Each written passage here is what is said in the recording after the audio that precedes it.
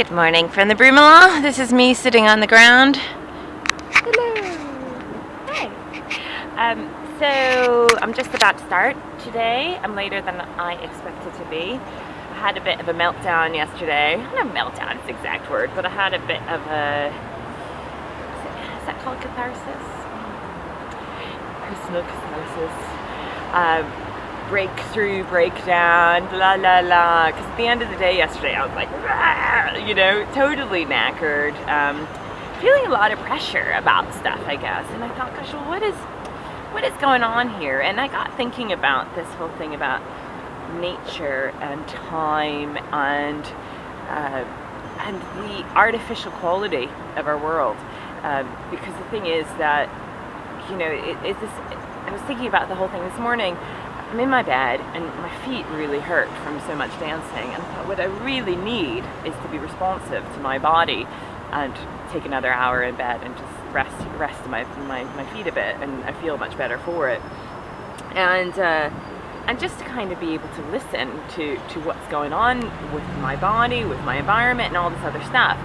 And of course I set up this week schedules so that people can know when to engage with me.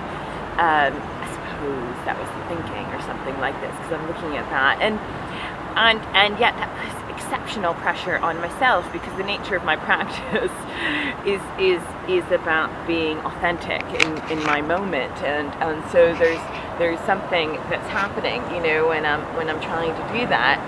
And I got thinking about, I've got these wood pigeons in my backyard, and I thought, they're there regularly, and like I see them, and they have kind of patterns I can recognize. And some mornings they're not there, but then I'm like, but they're wood pigeons, so that's the way it goes.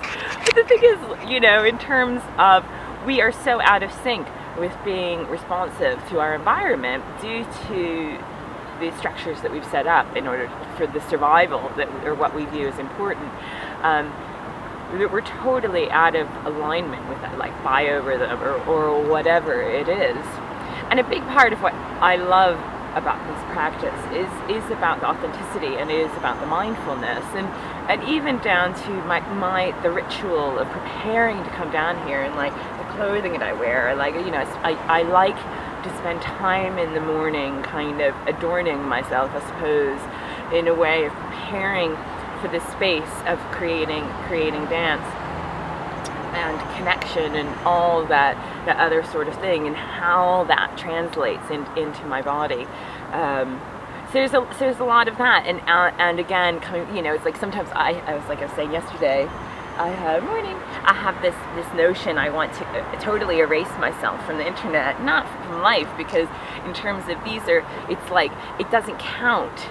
All these wonderful, like I just had a lovely chat with people in 5 Atlantic Key about the dance and about them witnessing it and all this other stuff, and a really real human connection. But none of that counts unless you've got, well, of course it counts, but in terms of how people perceive, doesn't count unless you've got the fancy website and the review from this person and this person, But the thing is, on a spiritual level and on a human level, what I do, I don't need any of that. So like, it frustrates me, and I get very overwhelmed by it, because that's something that's an artifice, and it's totally an artifice, and